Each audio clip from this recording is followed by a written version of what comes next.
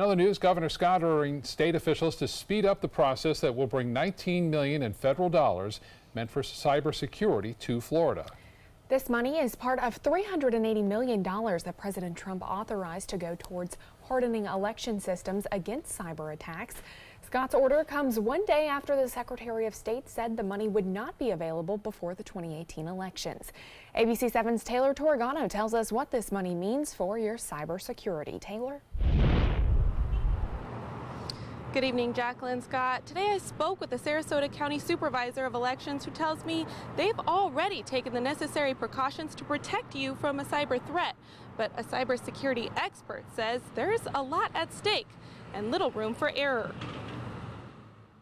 We take this very seriously, so we're doing everything that we can. Reassurance from the Supervisor of Elections, Ron Turner, who spent all morning hearing from the Department of Homeland Security at an elections conference in Fort Lauderdale. The Department of Homeland Security talked to us about cybersecurity resilience in elections. So we spent several hours this morning on that topic. $19.2 million was allocated to Florida in a bill signed by President Trump to harden the election systems. But that money is still in limbo. Typically, state legislators would need to approve those dollars before spending them, but that would mean it wouldn't come in time for the 2018 election. Wednesday, Governor Scott says we can't afford to wait, and so do the cybersecurity experts. If nothing else, this last election certainly brought a lot of attention to all the individuals that may want to influence what's happening here.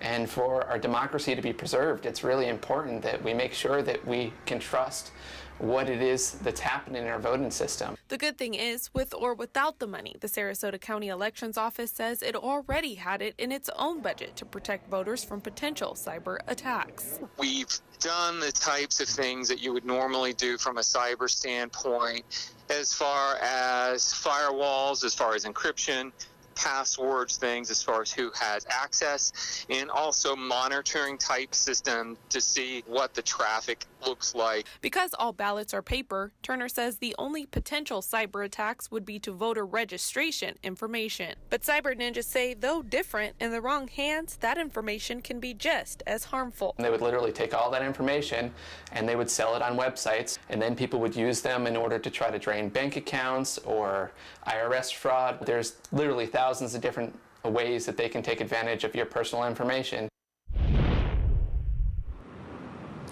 Today, Governor Scott bypassed legislature's usual process, ordering the Secretary of State to hurry up and finish the application so the money will be here in time to protect the cyber security by this November election. I'm live at the Supervisor of Elections office. Taylor Torregano, ABC 7, your Suncoast News.